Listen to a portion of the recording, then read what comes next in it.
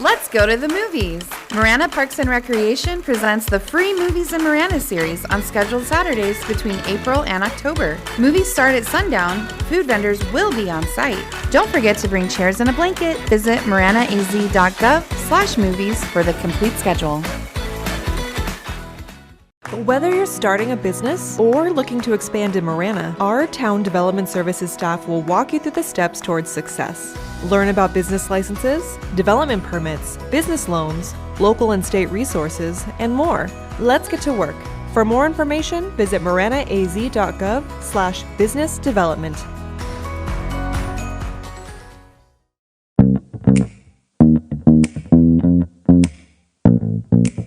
Welcome to Real Talk with the Town, where I sit down with the Marana staff to answer your burning questions about our beautiful community. My name is Terry Rozema, and I'm the town manager for the town, so let's get started.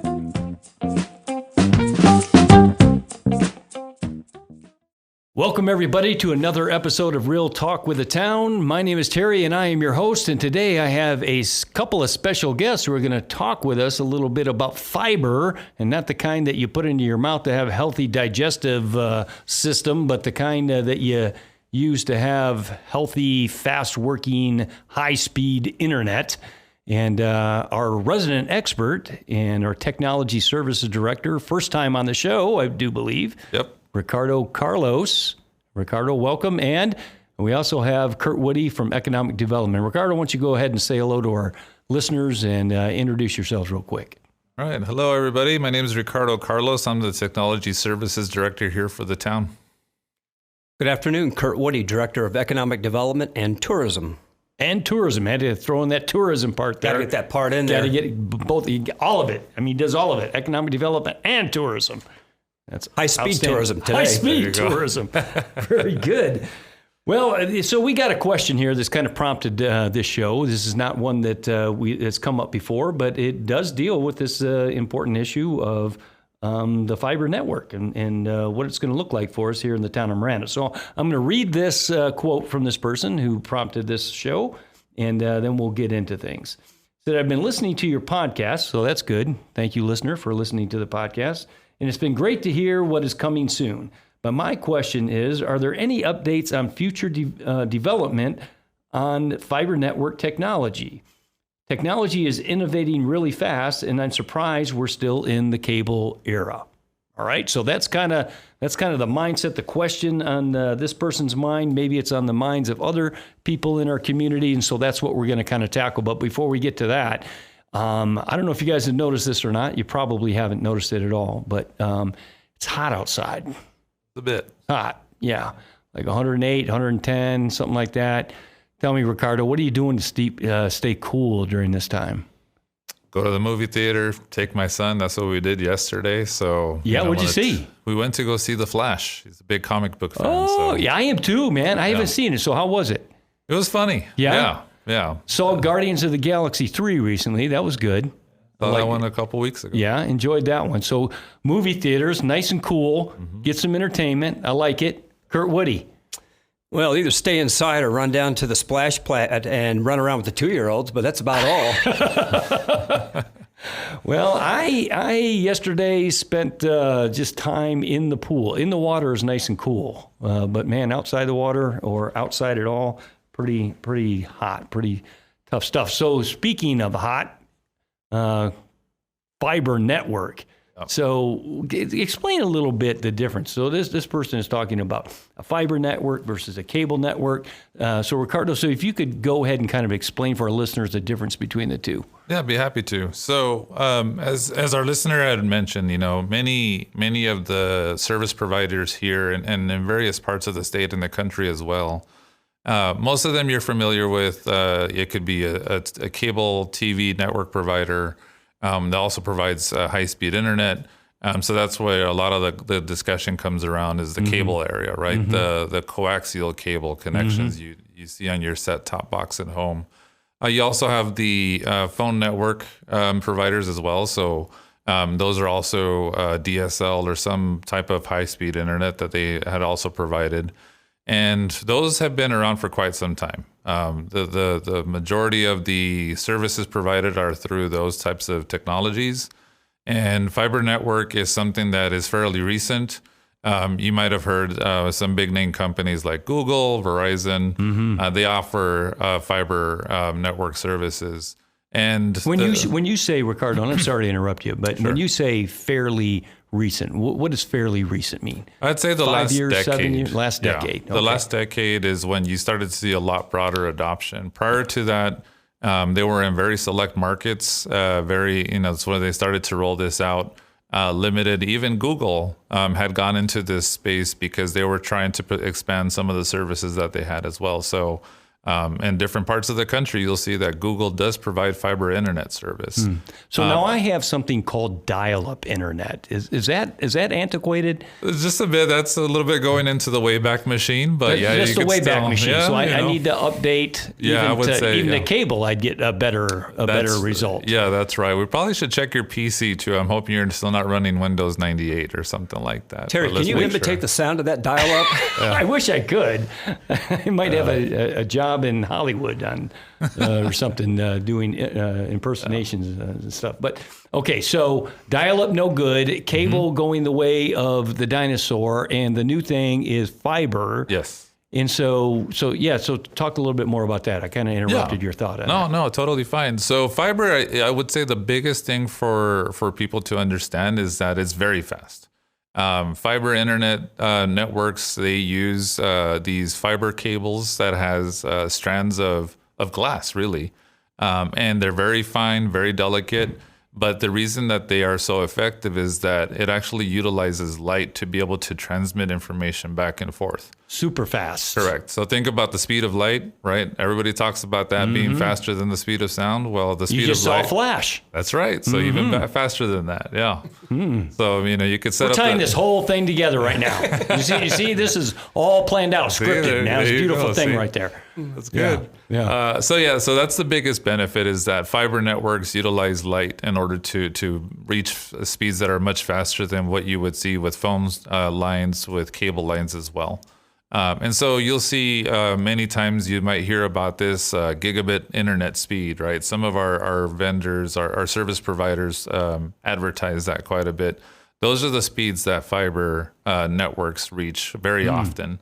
And they're continuing to get faster speeds. You'll see that the technology is evolving on that space as well. At this point in time, I would say is that many companies have adopted that, have implemented fiber networks. Here at the town of Marana, we do have fiber network connections that are main facilities. It supports the amount of information that needs to be processed for the type of operation that we have here. And I think what our listener is asking more specifically is for residential fiber internet service. And you'll see some of the service providers are starting to roll that out. I recently moved to the town, last September, and I started to look into that, whether fiber network service was available in my area. And there were a couple of them that said that they hadn't yet rolled it out, but they would be doing it this calendar year.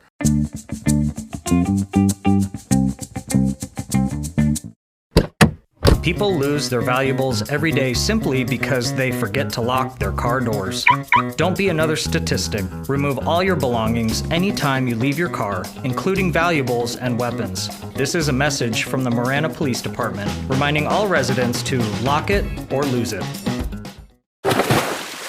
Are you splash savvy? In the event of a home drowning, you are the first responder. We'll walk you through the steps so you can prevent further complications until help arrives. Learn more from Marana Lifeguards, Marana Police, and Northwest Fire District at maranaaz.gov/splash savvy. We are first responders against drowning, and we are splash savvy. There's an easier way to get your rec on in Marana. Download the Marana Parks and Recreation app today to learn about parks and trails, request reservations, and register for programs. Don't miss out on a fun time. Available in the App Store for Apple and Android phones. So even our technology services director, Correct. Right, the smartest technology guy we have in the whole organization, certainly in this room. The smartest technology guy in this room. That might be debatable, but yeah. Well, I'm still on dial-up, so I'm pretty confident that you're at least smarter than me from a technology standpoint. So even the technology services director doesn't have fiber at his home yet. Not yet. So how long do you think it's going to be before we start seeing it in the residential neighborhoods? Well, we're currently in discussion with a couple of service providers here in the town. So they have been working with us to look at how they could offer their service. Again, the big names that we're most familiar with, right? The cable providers, the phone providers here. They've already rolled out fiber in some areas, and they're continuing to expand. We have some other vendors who are also interested in coming to town here. And so I think that here, I would say within the next year or two, we're going to start to see a substantial growth, and that's just going to be the beginning. As they start to roll this out and they have more customers adopt it, then you're going to start to see other neighborhoods, primarily where there's new housing being built. This is an opportune time for them to be able to get in, just to avoid any types of disruption with having to dig trenches, right? All of these lines have cut to the roads and all that kind of stuff. Yeah. And so, I think that's a benefit of being such a fast growing town, is that we have more businesses coming to town, more housing. And so where the people are is where the service providers are going. So, Mr. Woody, you're not just a pretty face sitting here in the studio for no reason. Sorry, I was combing my hair. So tell us, from an economic development standpoint, what's the benefit here for fiber in our community? Well, maybe not all, but nearly all businesses today need that fiber internet speed. Logistics, distribution, high-tech manufacturing, light manufacturing, they all need that fiber. And when they come to the town, they ask me if we have it. And the answer is it depends on where you're going to build, because at certain areas, certainly at most of the intersections and the interchanges along Interstate 10 has fiber, but how far out from those intersections or those interchanges does the fiber go? So that's where we need to complete those networks and expand out so the businesses don't necessarily have to be right next to I-10. So you see this as being a plus for our community as this fiber grows and expands into even the neighborhoods.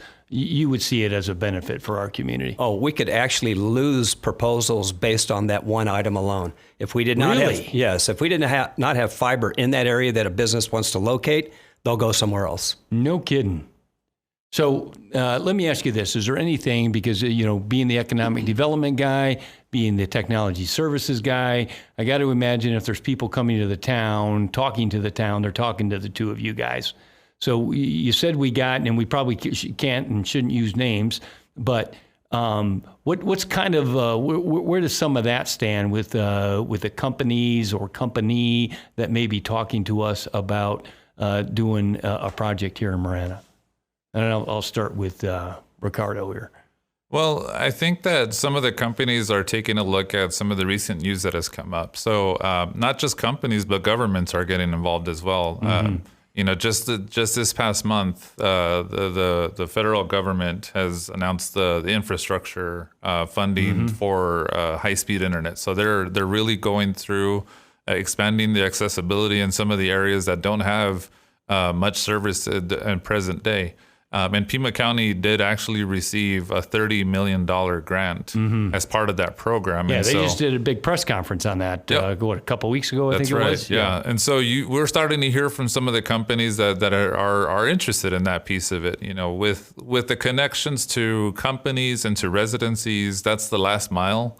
And this grant application that was submitted by the county was for the enabling middle mile, which is to say, let's lay the foundation, let's lay the framework so that we could then invite companies and invite that type of investment to make sure that we're broadening the access to parts, perhaps North Marana, West Marana, where you don't really have a whole lot of options at this point in time, but they're seeing that the government is applying the resources and they're going to be hopping on as well. Good. Any additional from your perspective on that, Curt? Not really. I would just be redundant on Carlos's remarks. Certainly we're in pretty decent shape on the business side. The residential is where we're lacking.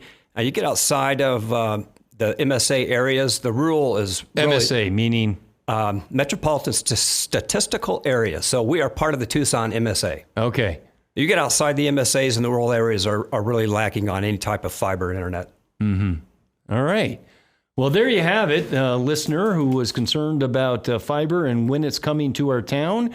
It sounds like it's here and expanding, and some potential opportunities on the horizon for it really to take off for us in the residential area. Fair statement there? Yes, that's right. And not just, we've been talking a lot about residencies and companies, but not just that, but also education. I failed to mention that.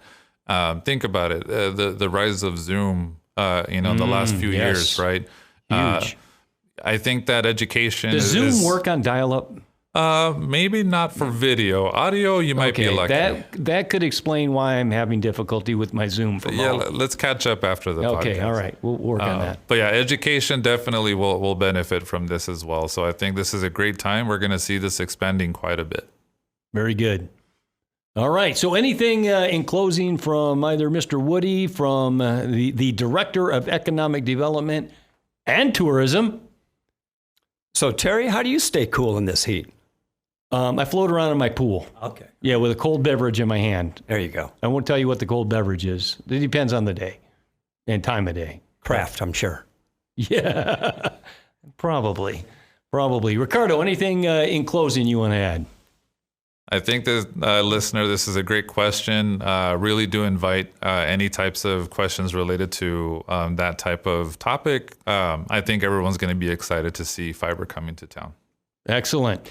Well, for any of your listeners out there who are still on dial-up like myself, I'd like to start a little club where we could get together and commiserate about the slow speed of our dial-up internet and being the last of the dinosaurs in the computer age of cable versus fiber versus dial-up. So that's all we have for this episode. Thanks for listening. Until next time. Submit your questions by visiting maranaaz.gov/realtalk and we'll answer them right here. To receive notifications for new releases, remember to click subscribe wherever you get your podcasts. Also, please follow the town on Facebook, Twitter, and Instagram to stay up to date on current news and events.